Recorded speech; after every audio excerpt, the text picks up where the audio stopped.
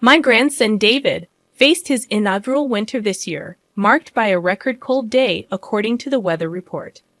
Concerns for David and his mother, Yvonne, crept into my thoughts. I worried that the frigid night might have taken a toll on her health. In an attempt to quell my unease, I sent Yvonne a message on my smartphone, asking about their well-being and urging them to guard against catching a cold. Despite my efforts, there was no response, not even a read receipt. Yvonne had always been responsible, so her silence raised my anxiety. After an hour of futile waiting, I tried calling, but my attempts proved fruitless. Realizing this was no trivial matter, a sense of urgency overcame me. I hastily donned a thick jumper and rushed to drive to my son's family apartment. However, when I rang the intercom, there was no response. Fearing the worst, that Yvonne might have collapsed inside, I persuaded the building manager to open the door. The apartment was shrouded in darkness, with only faint street lamp light seeping in. Searching along the wall, I fumbled for the light switch, but my repeated attempts yielded no illumination. Anxious and irritated, I resorted to using my smartphone's flashlight to explore. "Yvonne, are you there?" I called out, wondering if they were simply out. Just as I contemplated leaving, a faint cry echoed from the bedroom, prompting me to rush towards it. In the bedroom, I found Yvonne shivering from the cold, desperately wrapping newborn David in a sheet to keep him warm.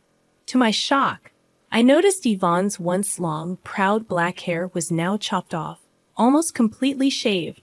Bewildered, I questioned, "What happened here?" "My name is Mary Smith, a 61-year-old woman who had worked as a hairstylist for many years, running a salon out of my home.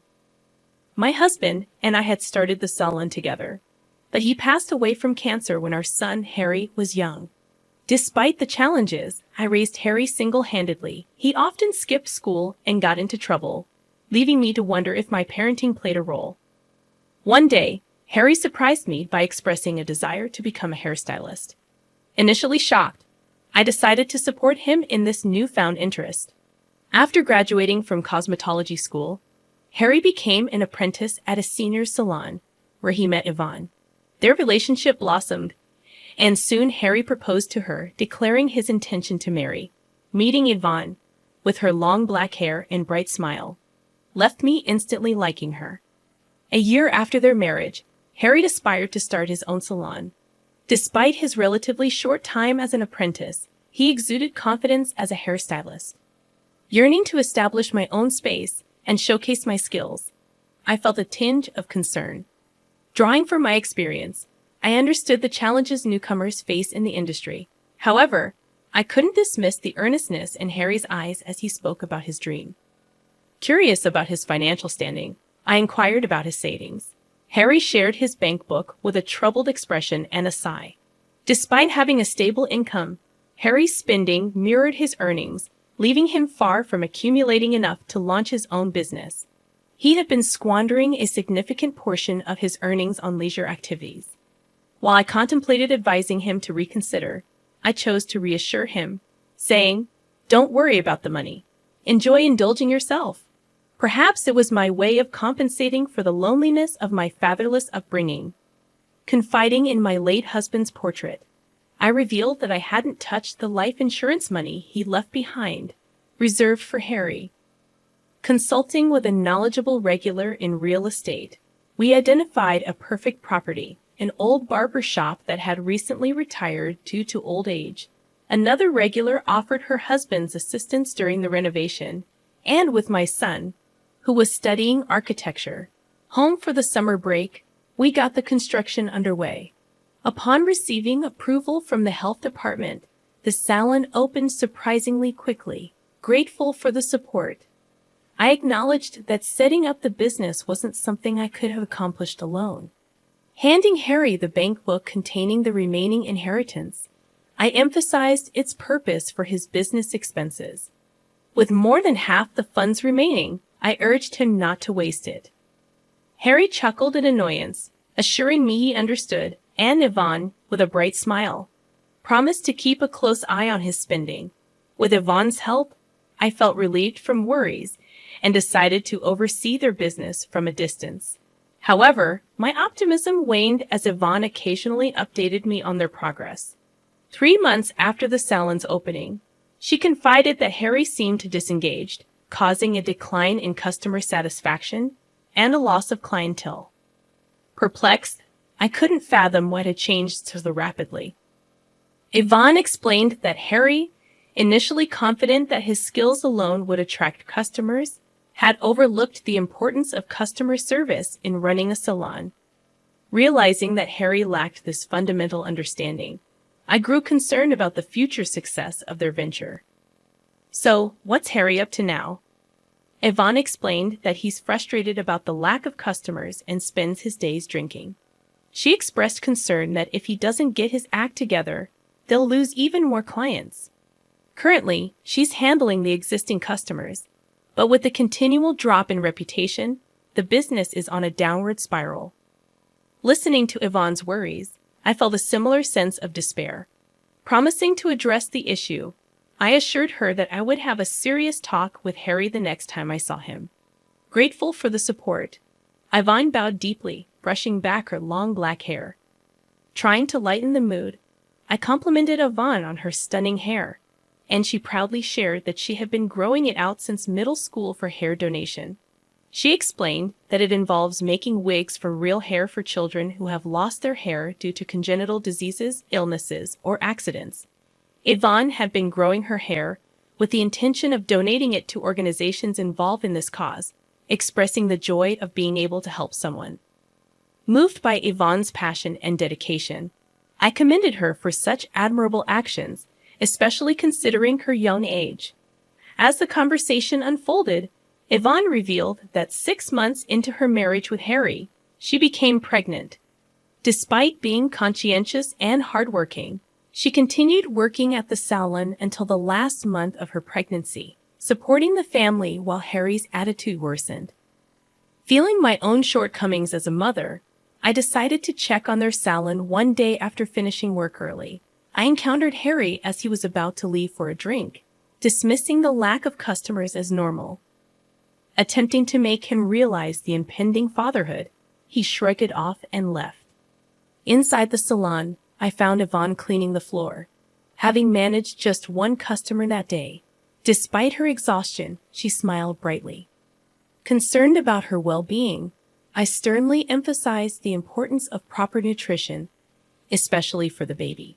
Yvonne teared up and thanked me, expressing gratitude for the support. Learning from Yvonne that the salon was struggling and Harry was spending money recklessly, I couldn't help but feel that giving him the bank book was a mistake. The situation seemed dire, and I couldn't shake the frustration and disappointment in Harry's lack of responsibility during such a crucial time. I found myself regretting my decision. Despite being occupied, Yvonne never neglected her hair care. As she gently stroked her belly, she expressed her desire to teach her child the joy of helping others. It dawned on me that I wanted to support her, especially since my son wasn't contributing much. Recognizing my shortcomings in raising my son, I decided to assist Yvonne at their apartment.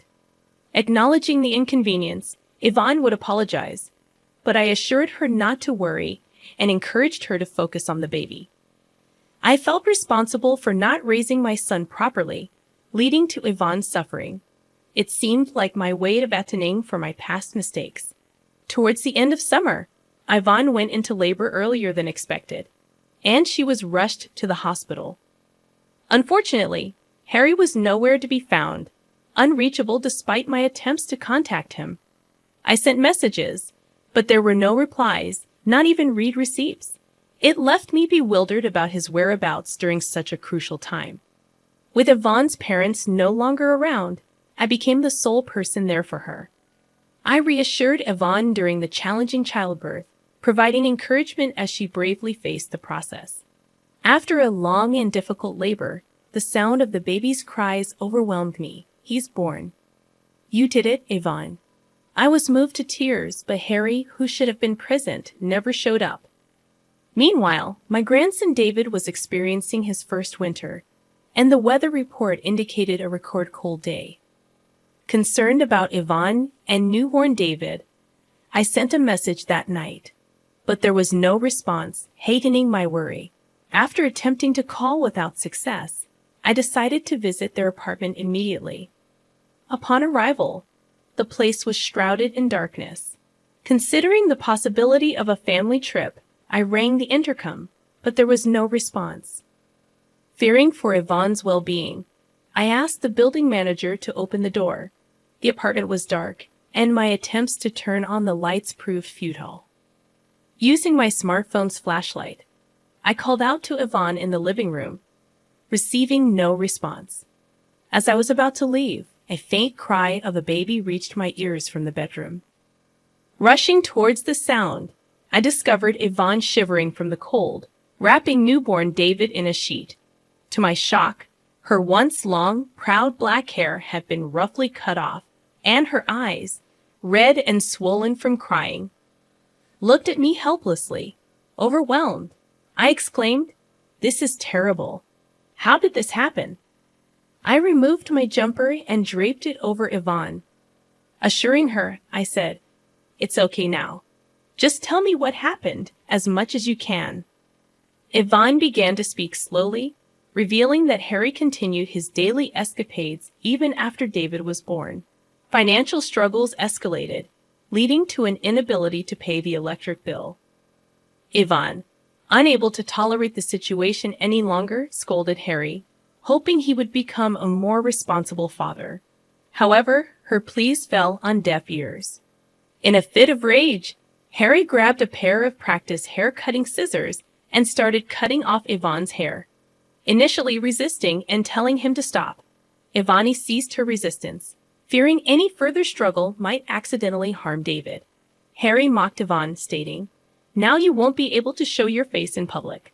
I was left speechless at my son's cruel actions. Yvonne apologized, blaming herself again, but I reassured her, expressing that it was not her fault. I hugged Yvonne tightly, tears streaming down my face. The whole situation was a result of my overindulgence in raising Harry. My heart burned with shame and anger at my own failings and my son's inability to empathize with others. Taking a deep breath, I called Harry. "Hey, Mom, long time no talk. What's up?" Harry responded casually, and I inquired about Yvonne and David's well-being.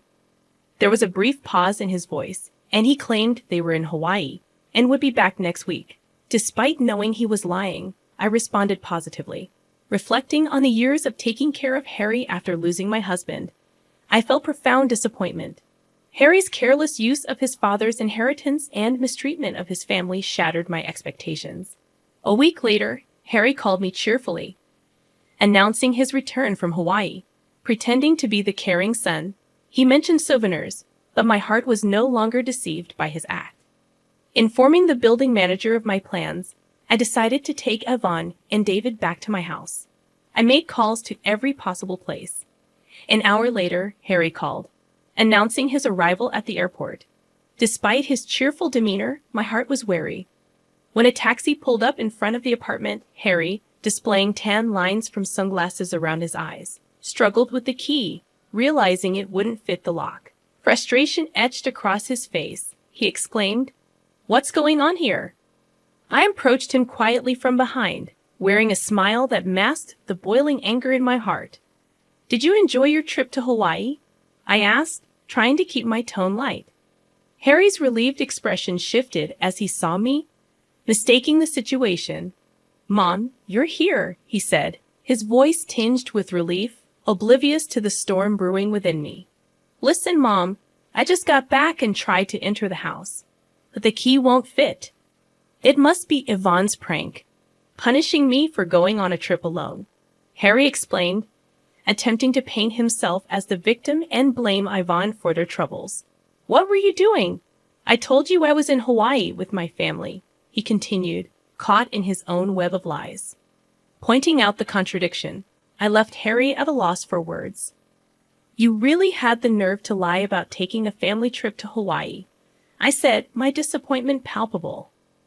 Yvonne had been left behind, shivering in the cold with David, while Harry indulged in his own desires.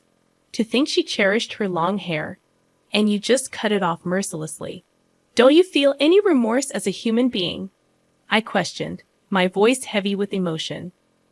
But Harry showed no signs of remorse, only theatrics about the cold and his desire to enter the house. It was then that I dropped the bombshell. I had canceled the lease on the apartment. Harry protested, but the truth was, he had no right to complain. Taking him to a nearby coffee shop to talk further, Harry sat silently, his pale face betraying his inner turmoil. Eventually, he confessed his selfish reasoning, admitting to his reckless spending and empty promises. I shattered his illusions, telling him I had already sold the salon and the equipment, leaving him with nothing to reclaim. His protests fell on deaf ears as I calmly left the coffee shop, leaving him to face the consequences of his actions. In the following month, Harry's life spiraled further downward. His pleas for help were met with cold shoulders, and he faced legal repercussions for his reckless behavior. As for Yvonne and David, they found solace in our salon. Yvonne, regaining her strength, filed for divorce and threw herself into her work. With David's cheerful presence, the salon blossomed, attracting more customers drawn to Yvonne's warmth. Though the pain caused by Harry's actions lingers, we find solace in the smiles that now fill our salon. And in a quiet corner, David sleeps peacefully, his innocence a reminder of the brighter future ahead.